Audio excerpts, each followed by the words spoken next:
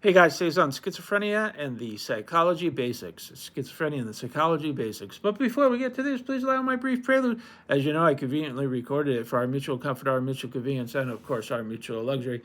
And hey, listen, I'm no spring chicken. I know. I hear all the time spring chicken, spring chicken, spring chicken. I say nay, nay, nay, and I've been around a few preludes in my many years.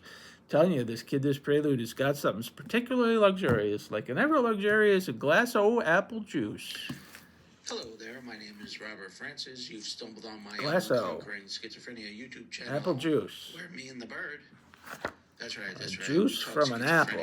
How many apples does it take? I'm cutting my jib right here for reasons of my medical confidentiality. For a bottle.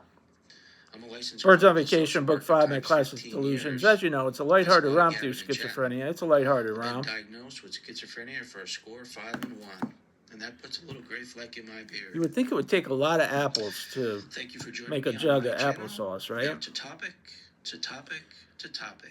Oh, you know, whatever field you're in, it's good to know what you need to know what you know, and you need to know what you don't know, and that's knowledge and expertise. Knowing what you know and knowing what's not to know, and there's not to know. That's expertise. Now, I'll tell you in psychology, there's a couple basics to know in psychology as a therapist and somebody involved in the field long term. There's just a few basics, and one is that we all fight with our thoughts internally, and we all struggle internally, and that's par for the course. Although many people will have you believe otherwise, but having internal struggles is universal. And the other thing is that everybody has troubles with their thoughts. Like, we have auditory hallucinations, but other people have experienced auditory hallucinations without being diagnosed with schizophrenia. And sometimes you're hearing voices, and sometimes you're not. So it's variable.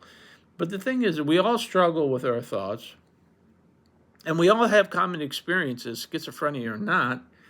And our thinking between each other, it's comparable, and we have the same exact challenges I do as you do. So, there's no magic panacea, and there's no great mystery to psychology. It's mostly cope with your thoughts and just keep going.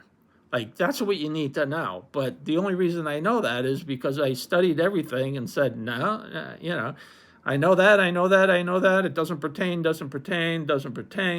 And I eliminated it all and came to the conclusion that we all struggle with our thoughts. And whatever we're struggling with our thoughts, you just keep going forward.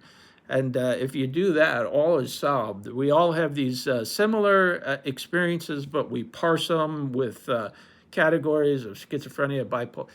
People without schizophrenia hear voices sometimes, and they're not diagnosed as schizophrenia, but they nip it in the bud.